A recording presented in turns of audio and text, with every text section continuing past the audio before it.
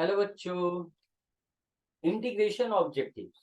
इसमें हम लोग क्लास 12 प्रीवियस ईयर में पूछे गए, अलग अलग एग्जामिनेशंस में पूछे गए ऑब्जेक्टिव टाइप क्वेश्चंस को सॉल्व करने का। हर एक क्वेश्चन में 4 ऑप्शंस मिलेंगे हमें, और जिनमें से केवल एक ऑप्शन सही आंसर होगा, उसी को सेलेक्ट करना है और आंसर देना है। यहाँ देख सकते हैं पहला नंबर क्वेश्चन है, यहाँ इंटीग्रल निकालना है। याद रहे कुछ बातों को ध्यान में रखकर चलना है हमें कि जब भी इंटीग्रेशन पे काम करना है तो पहले देखना होता है हमें कि किस तरह का इंटीग्रल निकालना है। इंटीग्रेशन में दो तरह के इंटीग्रल्स निकालने होते हैं, एक इनडेफिनिट इंटीग्रल और दूसरा डेफिनिट इंटीग्रल। इनडेफिनिट इंटीग्रल में आपको क्वेश्चन कुछ इस तरह के फॉर्मेट में लिख कर देगा, साइन ऑफ इंटीग्रेशन, ये वाला साइन ऑफ इंटीग्रेशन होता है, ये फंक्शन है और एक्स के रिस्पेक्ट में इंटीग्रेट करना है। जबकि डेफिनेट इंटीग्रल में लिमिट्स दिए जाएंगे, एक्स के लिए बाउंड्रीज दिए जाएंगे, एक्स कहां से कहां तक रहेगा वो दिए जाएंगे, और वो तब जाकर हमें इंटीग्रल निकालने होते हैं। फॉर्मूला दोनों में हमें एक मिलेंगे, जबकि डेफिनेट इंटीग्रल में हमें कुछ और एक्स्ट्रा प्रॉपर्टीज को भी यूज करके अपना काम निकालना पड़ेगा। तो जैसा क्वेश्चन मिलेगा उसके हिसाब से हमें फॉर्मूला और प्रॉपर्टीज वगैरह को यूज करना पड़ेगा। देखेंगे जैसा क्वेश्चन होगा वैसा। देखिए यहाँ पर जो इंटीग्रल हमसे पूछा गया है ये है इनडेफिनिट वाला, क्योंकि लिमिट नहीं दिया गया। लिमिट देगा तो डेफिनिट, लिमिट नहीं दिया है इसलिए इनडेफिनिट इंटीग्रल। ध्यान रहे, आगे कोई भी वीडियो मिलेगा आपको, उसमें इन बातों को ध्यान में रख के काम करना होगा। तो 4 ऑप्शंस अवेलेबल है, कौन सा सही आंसर होगा इसके लिए हमें यहाँ थोड़ा काम करना पड़ेगा। जो जरूरी है उसको नोट करके चलना पड़ेगा। तो चलिए देखा जाए क्या है हमारे पास सामने। ये है, यहाँ दो चीजों का सम है, और सीधा सीधा ध्यान रहे जब चीजें जोड़कर दी जाती है, यानी फंक्शंस में फंक्शन ऐसा बना हो कि कुछ टर्म्स का सम हो, तो सम रूल यूज करते हैं हम लोग। डिफरेंस हो तो डिफरेंस का रूल यूज करते, दोनों एक तरह से है। जैसे यू वी डब्ल्यू, ये फंक्शंस को ऐड करके दिया जा रहा है, तो एक्स के रेस्पेक्ट में जब इंटीग्रेट करना है तो कहता है आपको हर एक फंक्शन का इंटीग्रल अलग अलग एक्स के रिस्पेक्ट में निकालना पड़ेगा। ठीक है, जैसा कि आपको लिख कर दिखा रहे हैं हम, ठीक ऐसा ही आगे तक जहां तक देख करना पड़ेगा। तो इस आधार पर देखिए ये काम बड़ा फास्ट करना है हमें। एक्स का अलग इंटीग्रल एक्स के रिस्पेक्ट में आएगा और टू का अलग आएगा। तो चलिए टू का डी एक्स के रिस्पेक्ट में, एक्स अकेले है तो कोई भी वेरिएबल सिंगल हो तो उसे एक्स के पावर एन के फॉर्मूला पर हैंडल करते हैं, यानी उसका इंटीग्रल निकालते हैं। और ये फॉर्मूला कहता है x to the power n plus one divided by n plus one answer होगा। सी कांस्टेंट ऐड करना भूलेंगे नहीं, और एन के बारे में याद रखें कि ये -1 नहीं होगा, यानी एक्स के पावर -1 नहीं होगा। तो जाहिर सी बात है एक्स के पावर 1 है, तो ये एक क्या कह रहा है n+1, यानी एक बढ़ा देना है। n+1 का मतलब n जो कुछ भी उसमें एक ऐड कर देना, बढ़ जाएगा। तो एक में एक ऐड करेंगे 2 और उसी से डिवाइड करेंगे, ऐसे याद रखिए। ठीक, कांस्टेंट सी यहाँ ना ऐड करके दोनों इंटीग्रल लिखने के बाद लास्ट में ऐड करेंगे। अच्छा, दूसरा फॉर्मूला जो आपकी मदद करने वाला है यहाँ लिख रहे हैं हम, वो है कि अगर केवल कांस्टेंट का इंटीग्रल एक्स के रिस्पेक्ट में निकालना है तो ये कांस्टेंट को इस वेरिएबल में मल्टीप्लाई करके रिजल्ट लिख देते हैं और सी कांस्टेंट ऐड कर देते हैं। ये ऐड करना ना भूलेंगे कांस्टेंट। तो इसका एक कांस्टेंट है ही, इसका इसका इंटीग्रल कांस्टेंट सी तो है ही, लिखेंगे लास्ट में लिखेंगे। और ये 2 कांस्टेंट है, एक्स के रिस्पेक्ट में डिफरेंस इंटीग्रेट करना है तो 2 इंटू एक्स आंसर आएगा, प्लस दोनों का कांस्टेंट मिलाकर कांस्टेंट सी लिख दिया। और मैच कर लीजिए, ये सी कांस्टेंट लिखिए या के कांस्टेंट लिखिए वो फर्क नहीं पड़ता, कांस्टेंट लिखना है आपको। तो इस बेसिस पे आप देख सकते हैं कि सी ऑप्शन करेक्ट आंसर हो रहा है। ठीक, तो इन बातों को ध्यान में रखिए। पहले क्वेश्चन में मैंने कुछ बातों को समझाया, ये हर एक क्वेश्चन के लिए जरूरी है। आगे भी इंटीग्रेशन में जो वीडियो बनाएंगे तो उसमें आप देखिएगा इस प्रॉब्लम में इंटीग्रेशन किस टाइप का परफॉर्म करना है। तो इंडेफिनिट इंटीग्रल निकालने के लिए कि डेफिनिट इंटीग्रल निकालने के लिए पहचान बड़ा आसान है। लिमिट ए और बी दिया हो तो डेफिनिट हो जाएगा, और लिमिट भी नहीं दिया हो तो इनडेफिनिट हो जाएगा। नेक्स्ट क्वेश्चन की तरफ बढ़ते हैं आगे। तो क्वेश्चन हमारे सामने ये रहा, और देख लीजिए लिमिट दे रहा है बंधु, और लिमिट दे रहा है, इसका मतलब है कि हमें डेफिनिट इंटीग्रल निकालना है, जिसके लिए फॉर्मूला ध्यान रहे। कहता है कि अगर ए से बी तक एक फंक्शन एफ एक्स का इंटीग्रल निकालना है, तो पहले इसका इंटीग्रल सीधा सीधा मिल रहा है तो लिख लीजिए। मान लीजिए इसका इंटीग्रल कैपिटल एफ एक्स मिल रहा है, लिमिट अभी यहाँ ब्रैकेट के ऊपर लिखते हैं, और फिर क्या करते हैं, एक बार अपर लिमिट को x की जगह लिख देते हैं, वो x का वैल्यू होता है, घटा देते हैं, एक बार लोअर लिमिट यहाँ x की जगह रख करके और फंक्शन का वैल्यू निकाल करके। ये फॉर्मूला हमें याद रखना पड़ेगा, इसी बेसिस पर इस तरह के प्रॉब्लम सॉल्व होंगे। तो पहले इंटीग्रल तो निकाल ले, किसका, वन का, कांस्टेंट है वन, याद रखिए वन कांस्टेंट है, तो जब कांस्टेंट का इंटीग्रल x के रिस्पेक्ट में निकालना है, इंडेफिनिट फॉर्मूला है, तो k इंटू एक्स, अभी पीछे बताया c के साथ लिखते हैं, लेकिन याद रखिए डेफिनिट इंटीग्रल में कांस्टेंट c नहीं लिखते हैं, तो इसे छोड़कर ही चले के एक्स लिखेंगे। k की जगह वन है, x है, वन इंटू एक्स यानी x लिखेंगे, लिमिट अभी ब्रैकेट में यहाँ राइट साइड में ऊपर नीचे लिख देंगे, लोअर लिमिट अपर लिमिट, और फिर एक बार x की जगह 3 लिख देंगे, माइनस करेंगे, फॉर्मूला माइनस होता है, और x की जगह 1 लिख देंगे, फिर सॉल्व कर लेंगे 2, और ऑप्शन में सेलेक्ट कर लेंगे करेक्ट आंसर बी। इस प्रकार हम लोग अपना काम करते हैं। नेक्स्ट चलते हैं, फिर से डेफिनिट इंटीग्रल, और किसका निकालना है, कॉस का। ये डायरेक्ट फॉर्मूला होता है, आपको कॉस का इंटीग्रल पता होना चाहिए। साइड में आइए, कॉस का इंटीग्रल फॉर्मूला होता है माइनस साइन ऑफ एक्स। सी छोड़कर चलते, डेफिनिट इंटीग्रल निकालना है, लेकिन इंडेफिनिट में सी नहीं छोड़ना है, रिजल्ट में लिखना है। तो फंक्शन का इंटीग्रल हो गया माइनस साइन एक्स, लिमिट अभी यूज नहीं हुआ है, जब तक इंटीग्रल ना निकल जाए लिमिट नहीं यूज करता, अब लिमिट यूज करेंगे। एक बार पाई बाई टू एक्स की जगह, याद रखिए ये लिमिट जो होता है एक्स की जगह रखते हैं, तो minus sine pi by two 90 degree को कहते हैं, ये बात भी भूलिएगा नहीं। और माइनस फॉर्मूला से होता है, फिर जीरो लिख देंगे एक्स की जगह। क्वेश्चन फंक्शन जो भी है वो पूरा पूरा लिखेंगे एक्स का वैल्यू लिखते हुए। तो चलिए, साइन 90 डिग्री 1 होता है, लिख दिए, माइनस माइनस प्लस हो गया, और साइन 0 डिग्री 0 होता है, यानी 0 अगर ऐड करें माइनस वन में -1, और इस बेसिस पे b is the correct answer, option है और वो सही आंसर देगा। Next question, sine x into cos x. कभी कभी हमें स्ट्रेट फॉरवर्ड क्वेश्चन दे देता है, और कभी कभी कुछ ऐसा क्वेश्चन देता है जिसमें इसको सिंप्लीफाई करना पड़ता है बाबू। जितना अच्छा प्रैक्टिस रहेगा सिंप्लीफिकेशन वगैरह आसान रहेगा, और अगर फॉर्मूला याद है तो आप ध्यान रखिए कि उसके आधार पर आप काम आसानी से कर सकते हैं। ध्यान से देखिए, ट्रिगो का एक फॉर्मूला यहाँ आपको मदद करेगा, sign x into cos x.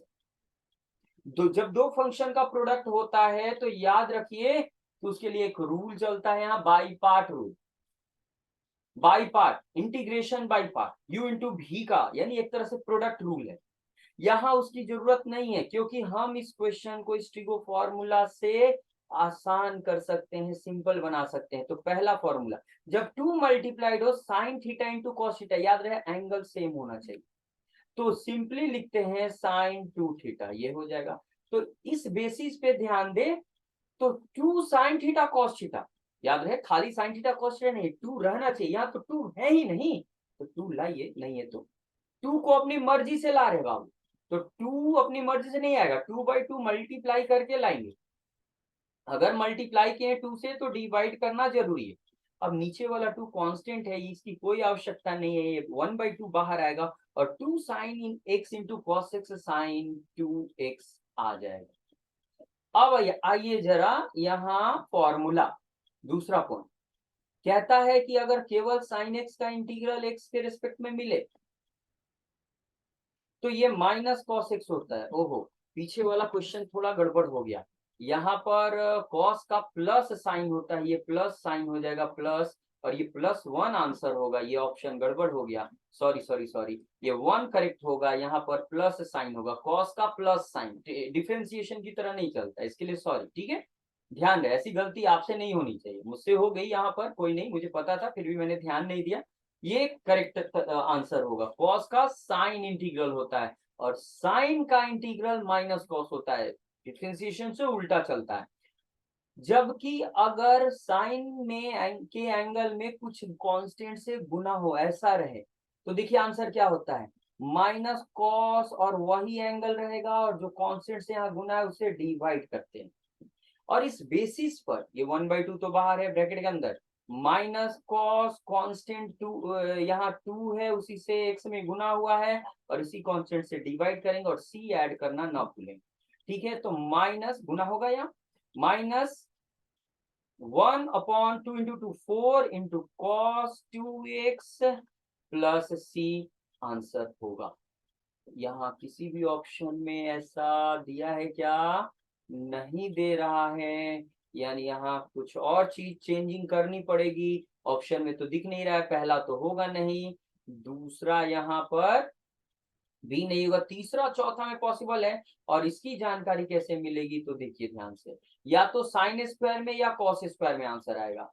तो cos 2x का फॉर्मूला होता है, दो फॉर्मूला स्क्वायर में बदलने के लिए, 2 cos स्क्वायर x बराबर होता है एक, 2 cos 2x बराबर होता है 2 cos स्क्वायर x, 2x का x हो जाएगा -1, या साइन के फॉर्मेट में होता है 1 - 2 साइन स्क्वायर x।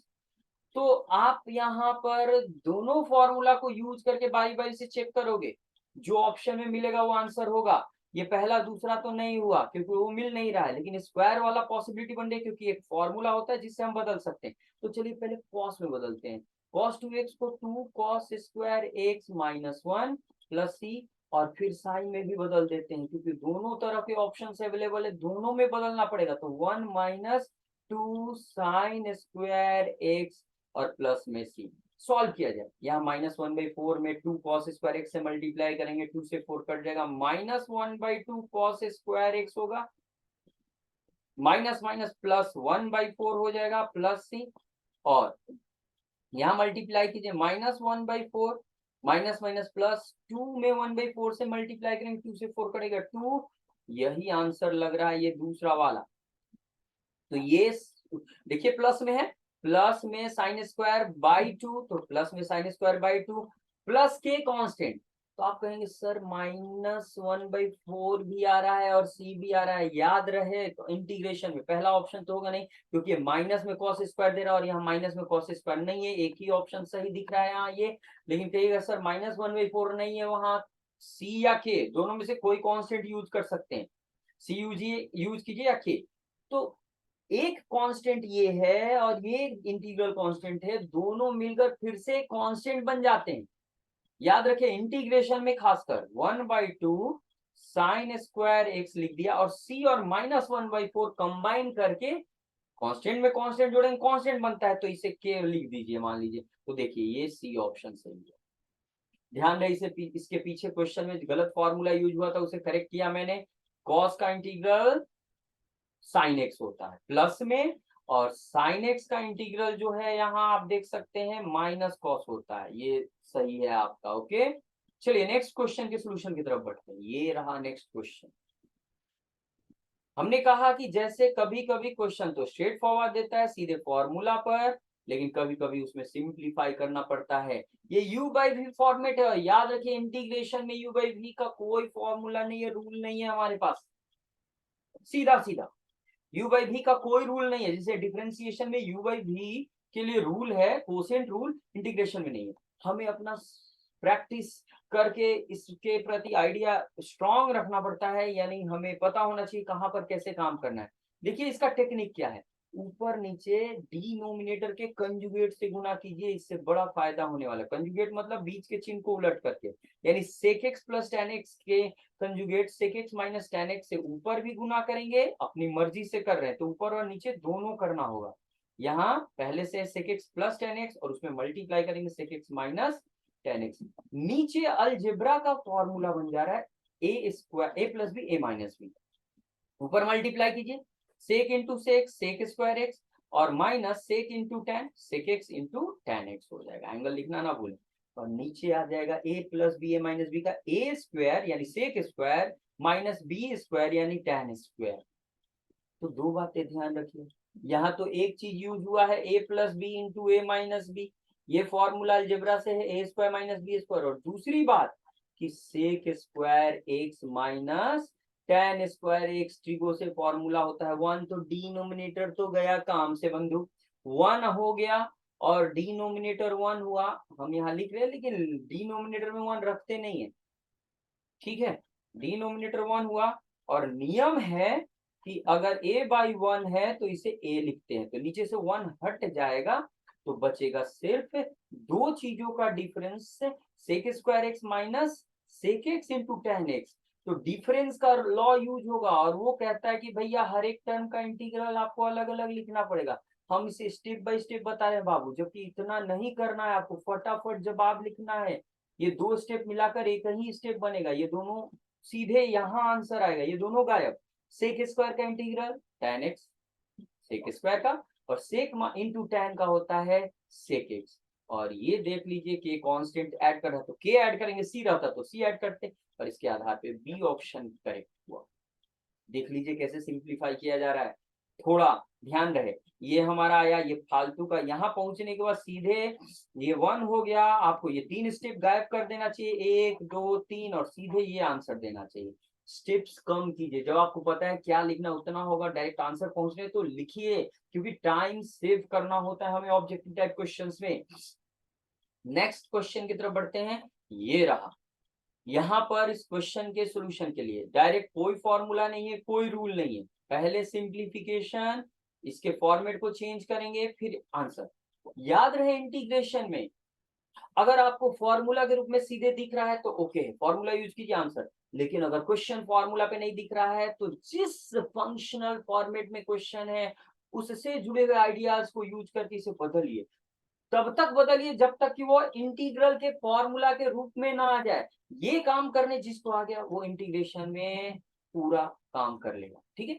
तो one minus cos two x trigo से फॉर्मूला होता है, one minus cos two x होता है टू साइन स्क्वेयर एक्स, और one plus cos two x भी होता है formula two cos square x. बहुत यूजफुल फॉर्मूला है बंधु, इसे याद रखिए, ये हमेशा काम करेगा। तो न्यूमरेटर में two sine square x formula से बगल में लिख दिया है, और डिनोमिनेटर में टू कॉस स्क्वायर एक्स, ये रहा आपका, टू और टू कट गया, sine square by cos square, ten square angle same है, टेन स्क्वायर एक्स हो जाएगा। और आइए, टेन स्क्वायर का कोई इंटीग्रल फॉर्मूला नहीं होता, सेक स्क्वायर का होता है, सेक स्क्वायर रहने पर इंटीग्रल फॉर्मूला होता है।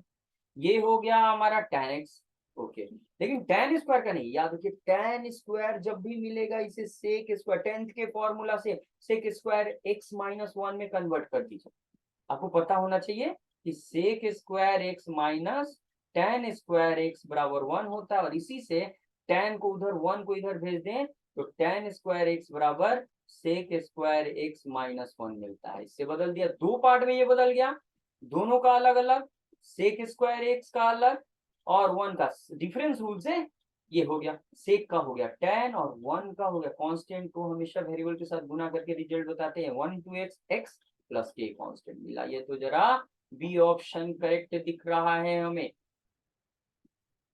ध्यान रहे यहाँ, ठीक। नेक्स्ट क्वेश्चन सॉल्यूशन, ये रहा कॉट स्क्वायर, ठीक वैसे ही कॉट स्क्वायर का इंटीग्रल फॉर्मूला नहीं होता है, लेकिन कॉट को अगर कॉसेक स्क्वायर में बदल दें तो इंटीग्रल फॉर्मूला होता है माइनस कॉट एक्स, ध्यान रहे को माइनस कॉट एक्स होता है। जैसे इससे पहले हमने बताया ना, हमें सेक स्क्वायर का इंटीग्रल फॉर्मूला पता है, ठीक है, सेक स्क्वायर रहने पर हो जाता है, तो उसी तरह से कॉसेक स्क्वायर का integral formula minus cot x होता है। तो कॉट स्क्वायर को हम टेंथ के फॉर्मूला से बदलेंगे, कैसे बदलेंगे, तो ये रहा cosec square x minus cot square x बराबर वन होता है, कॉट को उधर वन को इधर भेज दें तो cosec square x minus one बराबर कॉट स्क्वायर एक्स हो गया। तो जाहिर सी बात है यहाँ कॉट स्क्वायर की जगह लिखेंगे हम cosec square x minus one. अब दो पार्ट में हमारा आंसर आएगा, कॉसेक स्क्वायर का माइनस कॉट एक्स है, अब 1 का 1 इंटू एक्स हो जाएगा और प्लस के, ये ऑप्शन में है क्या? हाँ, सी ऑप्शन में ऐसा दिख रहा है, तो वो आंसर हुआ हमारा। कॉसेक का माइनस कॉट होता है। नेक्स्ट क्वेश्चन के सोल्यूशन की तरफ बढ़ते हैं। ध्यान से देखिए पूरे सोल्यूशन को, पूरे वीडियो को, आपको बहुत ढंग से समझ में आएगा। अगर कहीं दिक्कत, बावजूद इसके अगर कहीं दिक्कत हुआ तो प्लीज कमेंट कीजिए। अगर चैनल अब तक सब्सक्राइब नहीं किया तो प्लीज सब्सक्राइब कीजिए, शेयर कीजिए, लाइक कीजिए, बेल आइकन क्लिक करना ना भूलें। आगे बढ़ते हैं। एक्स का डेफिनिट इंटीग्रल, लिमिट दिया है तो डेफिनिट इंटीग्रल निकालना है भाई, और ये तो बहुत आसान है। एक्स का इंटीग्रल एक्स के पावर एन पर चलेगा, यानी जो कहता है एक्स का एक बढ़ा दीजिए और उसी से भाग दे दीजिए। तो यहाँ एक्स का पावर 1 है, 1 एक बढ़ा देंगे हम तो इस 1 1 2 हो जाएगा और इसी से डिवाइड करेंगे जी से 3 पर। अब एक बार अपर लिमिट रखिए, एक बार अपर लिमिट एक्स की जगह बाई 2 माइनस, पूरे फॉर्मेट में अपर लिमिट रख दिया। अब फिर से जीरो रख दीजिए, जीरो वाला हिस्सा तो गायब हो गया। 9/2 विल बी द आंसर, और सी ऑप्शन में ये चीज अवेलेबल। ठीक, नेक्स्ट क्वेश्चन की तरफ बढ़ते हैं। फिर से डेफिनेट इंटीग्रल 0 से 2 इंटरवल में निकालना है। एक्स स्क्वायर प्लस 1 का दो पार्ट में है सम रूल, एक्स के पावर 2 प्लस 1, एक्स के पावर 2, वही एक बढ़ाने वाला, एक बढ़ जाएगा 3 डिवाइडेड बाई 3। 1 का कांस्टेंट है तो एक्स से मल्टीप्लाई कर देंगे, एक्स 0 से 2, एक बार अपर लिमिट रखिए पूरे में, 2 का क्यूब बाई 3 प्लस 2 माइनस कर दीजिए पूरे फंक्शन में, एक बार एक्स की जगह लोअर लिमिट रखिए। यही तरीका, पूरे फंक्शन में एक्स की जगह वैल्यू लिखना होता है। तो चलिए ये 8/3 प्लस 2 आया और माइनस में ये टोटल 0 हुआ, क्योंकि यहाँ भी 0 यहाँ भी 0, वो 0 हट जाएगा। एलसीएम ले लेंगे 3, ये 8 और ये 1 है नीचे, तो 2 से 3 मल्टीप्लाई होगा, 6 हो जाएगा 14/3, और ये ऑप्शन बी हमारा सही हो। ठीक है, नेक्स्ट सॉल्यूशन ये रहा। डेफिनेट इंटीग्रल अगेन 0 से π/2, cos x का sin x होता है। फॉर्मूला डायरेक्ट है, ये फॉर्मूला बेस्ड है। cos x का इंटीग्रल निकाले, इंडेफिनिट से ही फॉर्मूला आता है, वो sin x होता है, माइनस नहीं। दोबारा गलती नहीं करना, ठीक है। 0 से π/2, ओके ना। अब अपर लिमिट रख दीजिए, एक बार x की जगह माइनस कीजिए, फिर एक बार लोअर लिमिट रखिए। π/2 मैंने बताया पीछे कि 90 डिग्री होता है, 90 डिग्री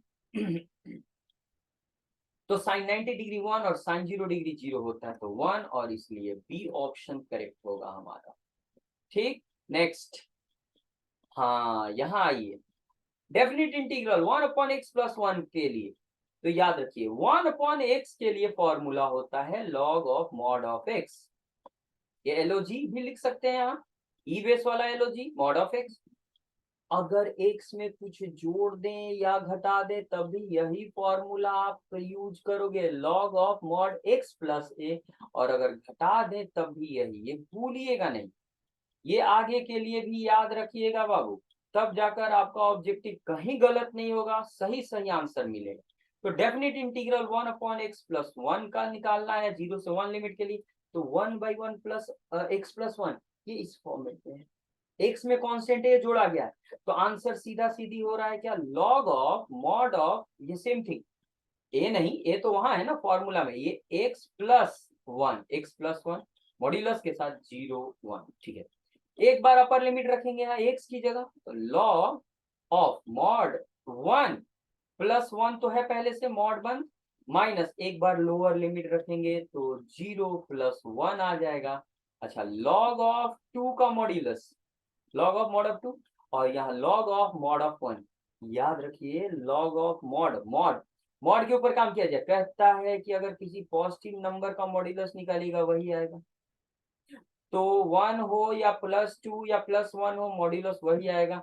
तो लॉग ऑफ 2 हुआ, ये लॉग ऑफ 1, और एक्स्ट्रा यहाँ याद रखेंगे कि कहीं भी लॉग ऑफ 1 मिले ये 0 होता है, तो ये 0 हुआ, तो बचा केवल लॉग ऑफ 2, और इस बेसिस पे ए ऑप्शन करेक्ट, बाकी कोई ध्यान दें। नेक्स्ट क्वेश्चन के सॉल्यूशन की तरफ बढ़ते हैं। ये रहा, यह एक बड़ा जबरदस्त फॉर्मूला है, इसे भूलिएगा नहीं। कहता है 0 से पाई बाई टू है ये, लॉग ऑफ साइन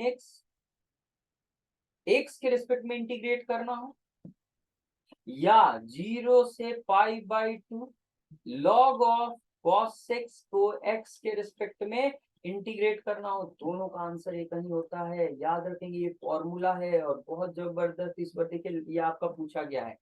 तो चलिए यहाँ तो लॉग ऑफ कॉट थीटा है, एक्स हो थीटा हो वो मायने नहीं रखता है, वेरिएबल होना चाहिए जो भी हो। तो यहाँ तो लॉग ऑफ साइन और लॉग ऑफ कॉस के लिए फॉर्मूला, कॉट के लिए नहीं, कोई बात नहीं, हमारे पास रास्ते हैं जो इसे बदल देगा। ये 0 से पाई/2, कॉट को हम सीधे सीधे cos theta by sine theta में बदल दे रहे हैं, ठीक है, डी थीटा।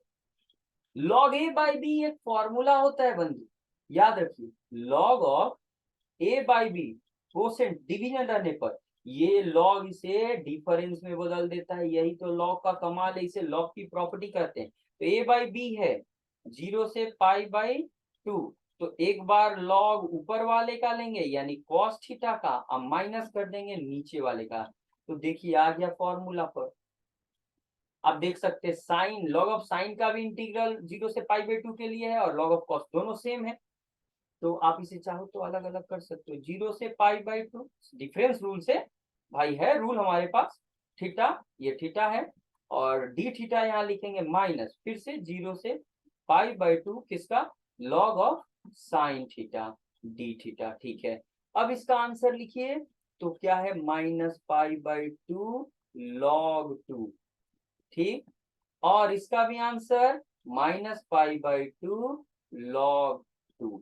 देखिए दोनों का सेम आंसर आ रहा है और घटा रहे हैं, दोनों इस नंबर में से उसी को घटा रहे हैं, यानी दोनों कट गया तो आंसर आया 0, और इस बेसिस पे डी ऑप्शन करेक्ट आंसर होगा। तो याद रखिए ये फॉर्मूला अगर याद रहेगा और ये सिंप्लीफिकेशन का तरीका, तब ये क्वेश्चन सॉल्व कर पाएगा, नहीं तो फिर हाथ धो बैठेंगे। तो हाथ धोना नहीं है भाई, हाथ साफ करके आना, क्वेश्चन को सॉल्व करके आना है। आगे बढ़ते हैं, यहाँ मॉड्यूलस का इंटीग्रल निकालना है, और याद रखिए मॉड्यूलस जब भी आता है ना भैया, बिना मॉड हटाए इंटीग्रल नहीं निकाल सकते। मॉड ऑफ कॉस एक्स का इंटीग्रल निकालना है, तो मॉड ऑफ एक्स के डेफिनेशन से चलते हैं।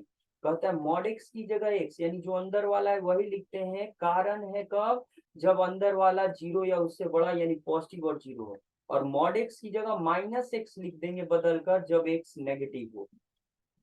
ये ट्रिगो फंक्शन cos x दिया है x की जगह, और ट्रिगो फंक्शन का ये जो कहानी है -पाई/2 से +पाई/2 के बीच है। अब ये कहां से आएगा भैया, तो इसके लिए तुरंत क्वाड्रेंट ड्रॉ कर लेते हैं। जरा नंबर लाइन पे देखिए, माइनस छोटा नंबर होता है पहले और बड़ा नंबर प्लस में होता है, तो -पाई/2 से +पाई/2 जाहिर सी बात है नेगेटिव और पॉजिटिव नंबर के बीच में 0 होता है, तो ये 0 से पाई/2 है, तो 0 यहाँ होता है, 0 से पाई/2 यहाँ हो गया, यानी फर्स्ट क्वाड्रेंट। आइए 0 से -पाई/2, तो याद रखिए 0 से +पाई/2 पॉजिटिव जाएंगे तो एंटी क्लॉकवाइज घूम कर जाएंगे, नेगेटिव की तरफ जाएंगे तो क्लॉकवाइज, यानी जाहिर सी बात है हमें दो क्वाड्रेंट्स यूज करना है, फर्स्ट एंड फोर्थ। और cos के चिन्ह को देखना है, फर्स्ट में ऑल पॉजिटिव, फोर्थ में cos पॉजिटिव होता है, तो यहाँ मॉड्यूलस के रहने न रहने से कोई फर्क नहीं पड़ता है। यहाँ जो इंटरवल दे रखा है -9 पाई/2 से +पाई/2, इससे फर्स्ट एंड फोर्थ क्वाड्रेंट्स मिल रहे हैं, तो इसमें cos चूंकि पॉजिटिव होता है और कहता है कि एक्स यानी मॉड के अंदर जब क्वांटिटी 0 या उससे बड़ा हो, पॉजिटिव या 0, तो मॉड हट जाता है, खाली x लिखते हैं, तो यहाँ सिंपली cos x लिख देंगे बंधु, और cos x का इंटीग्रल sin x होता है, और एक बार अब अपर लिमिट घटा देंगे लोअर लिमिट रखकर। चलिए अपर लिमिट रखते हैं, तो x की जगह पाई/2 माइनस फॉर्मूला होता है, और एक बार लोअर लिमिट रखते हैं साइन -पाई/2, साइन पाई/2 1 होता है। अच्छा साइन माइनस थीटा, एक और बात समझ लीजिए, साइन का एंगल नेगेटिव हो तो ये बाहर कर दिया जाता है, ये फॉर्मूला है, याद रखिए। तो ये माइनस बाहर आ गया, ये माइनस माइनस प्लस हो गया, और साइन पाई/2 बच गया, पाई/2 90 डिग्री, यानी साइन 90 डिग्री 1 होता है, 1 और 1 ऐड हो जाएगा 2 2 2 2, ए ऑप्शन में शामिल, तो हो गया हमारा। ठीक इसी प्रकार से ध्यान से देखिए, पहले मॉड्यूलस को सॉल्व करेंगे, बिना सॉल्व किए ना ही डिफरेंशिएट करेंगे ना ही इंटीग्रेट करेंगे। सॉल्व करने के लिए डेफिनेशन यहाँ दिया है, मॉड के अंदर यहाँ x दिख रहा है, x पे मत जाइए, x की जगह कुछ भी हो सकता है, जैसे यहाँ cos x दिख रहा था, तो जो भी दिखे उसके चिन्ह को डिस्कस करते, पॉजिटिव रहने पर मॉड साफ फेंक दीजिए, नेगेटिव रहने पर मॉड हटाइए और चिन्ह माइनस अटैच कर दीजिए। नेक्स्ट, ये रहा क्वेश्चन, खास है और एक खास अरेंजमेंट से ये सॉल्व होगा, और यहाँ एक फॉर्मूला यूज होगा। देखिए क्या है, फंक्शन का डिफरेंशियल कोफिशिएंट न्यूमरेटर में हो और फंक्शन खुद नीचे हो, ये फॉर्मूला होता है, डायरेक्ट इसका यूज करेंगे, इसका आंसर होता है लॉग मॉड्यूलस ऑफ फंक्शन, ये आंसर होता है। इसी फॉर्मेट में आएगा, लेकिन कुछ काम करना पड़ेगा बंधु, ऐसे नहीं आने वाला है। तो 0 से π/2 cos थीटा डिवाइडेड बाई, ये खास फॉर्मेट है ट्रिगो का, इसमें न्यूमरेटर में कुछ खास बदलाव होता है। यहाँ 2 से मल्टीप्लाई करेंगे, न्यूमरेटर में 2 मल्टीप्लाई करके पहले कॉस को दुगुना बनाते हैं, यानी 2 कॉस लाते हैं। क्या करेंगे, 2 कॉस थीटा लाएंगे यहाँ, तो 2 तो अपने मर्जी से लाए, इसलिए बाहर बैलेंस करेंगे। मल्टीप्लाई किए, पहले से था नहीं, मल्टीप्लाई किए तो भाग भी देना पड़ेगा, डिवाइड भी करना पड़ेगा, तो ये 1/2 होना पड़ेगा। अब 0 से π/2 है, कॉस थीटा 2 है, 2 कॉस थीटा है, तो 2 कॉस थीटा को cos theta plus cos theta लिख देंगे। 2 cos थीटा है ना, एक ही चीज है, दुगुना है, तो इसे ऐसे जोड़कर ऐसे लिख सकते हैं, cos थीटा cos से ऐड करेंगे 2 cos थीटा आ जाएगा। अब 2 cos थीटा है, तो एक cos थीटा में साइन ऐड कर दीजिए फिर से, और चूंकि अपनी मर्जी से ऐड किए तो दूसरे cos थीटा में इसी साइन को घटा दीजिए, तो बैलेंस हो जाएगा। चूंकि साइन नहीं था तो अगर ऐड कर रहे हैं तो सब्ट्रैक्ट भी करना पड़ेगा, यही नियम है भाई। ये रहा। अब देखिए, ये दोनों cos theta sin theta denominator की तरफ बन गए, और ये जो आया नीचे का डेरिवेटिव आ गया, तो अलग अलग डिवाइड कर लीजिए, यहाँ अलग अलग डिवाइड कर लीजिए, ठीक है, अलग अलग डिवाइड करते हैं, चलिए किया जाए तो यहाँ देखिए, ये 1/2 है, डेफिनेट इंटीग्रल 0 से π/2 तक के लिए, ये दोनों डिवाइड करेंगे, सेम चीज है, कट जाएगा, 1 आएगा, और प्लस में ये cos theta minus sin theta, इस पेयर के बीच डिफरेंस के नीचे सम लिख दीजिए। जरा देखिए तो रफ पर भाई, नीचे फंक्शन है, उसका डेरिवेटिव क्या आ रहा है, नीचे फंक्शन है क्या, cos theta plus sine theta, theta variable है तो थीटा के रेस्पेक्ट में डिफरेंशिएट कीजिए, तो क्या होता है, cos का माइनस साइन हो जाएगा और साइन का cos हो जाएगा, सीधा कीजिए, cos प्लस में है पहले लिखिए और साइन माइनस में है बाद में लिख दीजिए। तो देखिए आ गया, नीचे फंक्शन दिख रहा है, ये कह रहा है नीचे फंक्शन हो और उसका डेरिवेटिव ऊपर हो, तो हाँ, नीचे वाले फंक्शन को ही ना डिफरेंशिएट किए तो ये आया, और ये ऊपर है, तो इसका डायरेक्ट आंसर लिखेंगे आप। 1 का तो हो गया, यहाँ थीटा लिख रहे हैं तो यहाँ थीटा एक्स नहीं चलेगा, थीटा चलेगा भाई, सॉरी इसके लिए। तो 1 है कांस्टेंट, इसका इंटीग्रल थीटा हो जाएगा, वेरिएबल गुना करेंगे, और ये नीचे फंक्शन उसका डेरिवेटिव ऊपर है भाई बंधु, तो नीचे फंक्शन डेरिवेटिव ऊपर हो तो आंसर होता है log modulus of function, function माने नीचे वाला, यानी cos theta plus sine theta आ जाएगा। चलिए ठीक है, थोड़ा सा लंबा जा रहा है, लेकिन प्रैक्टिस कीजिएगा तो शॉर्ट हो जाएगा।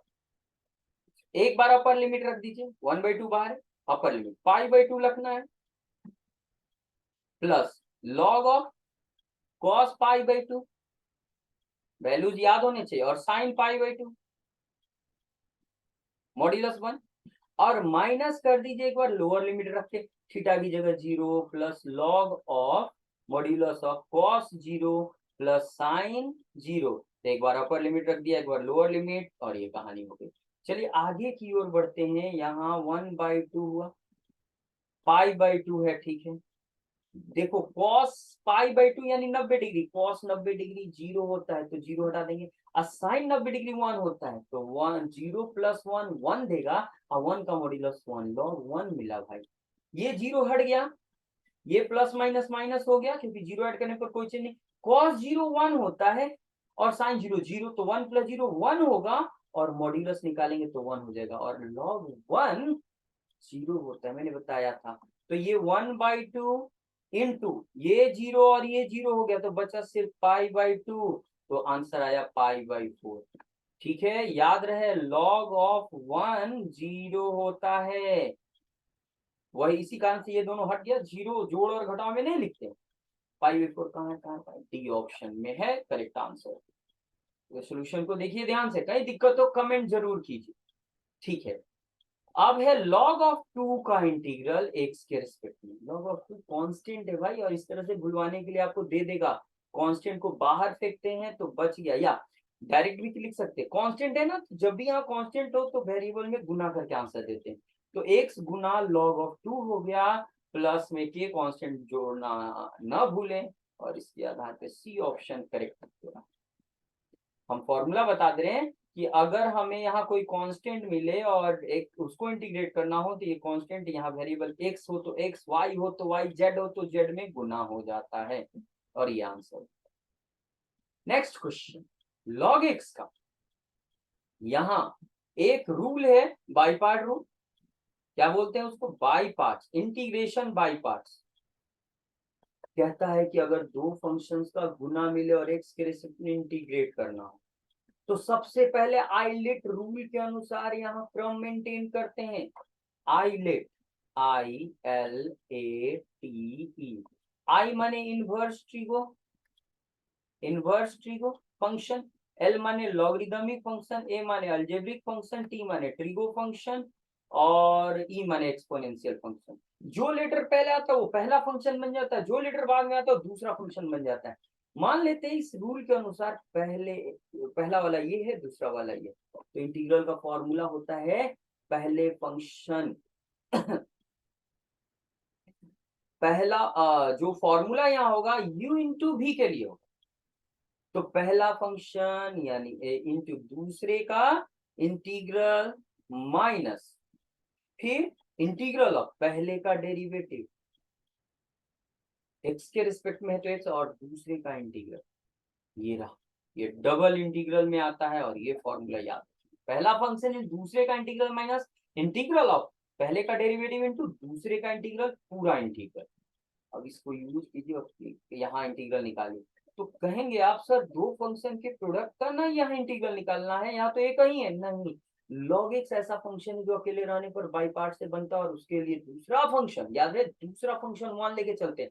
log पहला हो गया और ये दूसरा हो गया, फॉर्मूला पर सेट कीजिए, ये पहला और ये दूसरा। तो आप देख सकते हो यहाँ क्या है, ये पहला फंक्शन, दूसरे का इंटीग्रल, फिर पहले का डेरिवेटिव, फिर दूसरे का इंटीग्रल।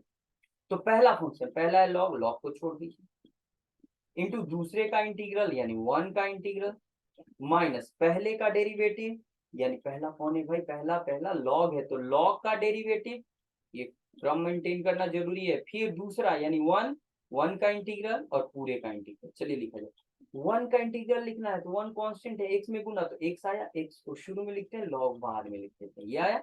फिर एक log x का डेरिवेटिव 1/x और 1 का इंटीग्रल x आया, dx प्लस कांस्टेंट ऐड करना ना भूले, x और x कट गया, यहाँ x आएगा, ये log x होगा, माइनस में ये कटने के बाद 1 बचा, एक 1 का इंटीग्रल, क्या लिखेंगे 1 का इंटीग्रल भाई, तो 1 कांस्टेंट है, वेरिएबल में गुना x प्लस c, ये रहा आंसर हमारा।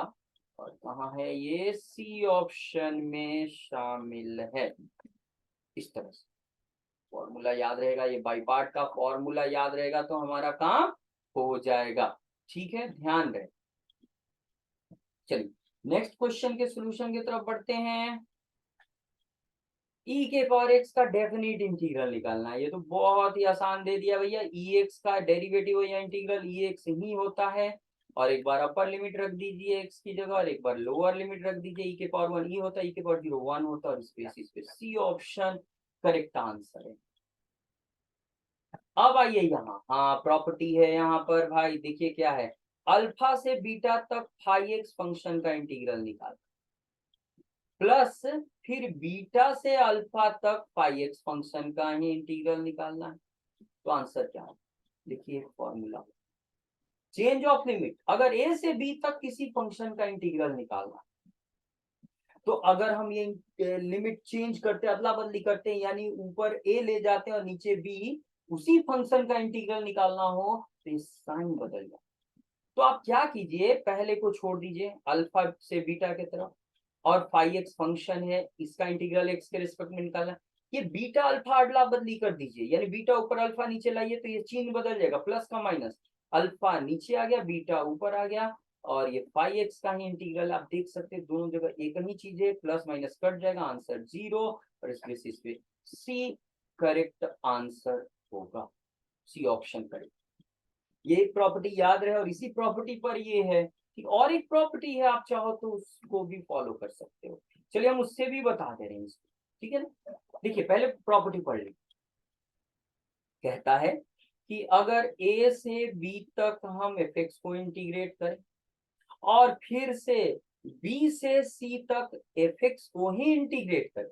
फिर से देखिए, ये a से b गया और ये फिर से b यहाँ आ गया वापस, और b से c गया। तो जब ये बीच वाला लिमिट रिपीट करता है, यहाँ अपर हो यहाँ लोअर हो, तो ये गायब हो जाता है और इंटीग्रल a से c तक होता है किसका, उसी फंक्शन का। फंक्शन नहीं बदलना चाहिए, ये एक पहला। और दूसरा फॉर्मूला, अगर upper limit lower limit same हो और किसी भी फंक्शन का इंटीग्रल निकालना हो तो 0 आता है। चलिए देखा जाए जरा, ये अल्फा से बीटा तक फाई एक्स फंक्शन का इंटीग्रल निकालना है एक्स के रिस्पेक्ट में, और फिर बीटा से अल्फा तक फाई एक्स फंक्शन का इंटीग्रल निकालना है एक्स के रिस्पेक्ट में। ये देखिए, ये ऊपर और नीचे एक जैसा है, अपर लिमिट लोअर लिमिट, ये गायब हो जाएगा, जैसे कि यहाँ बी और बी गायब हुआ, ए ये वाला ए और ये सी ऊपर वाला।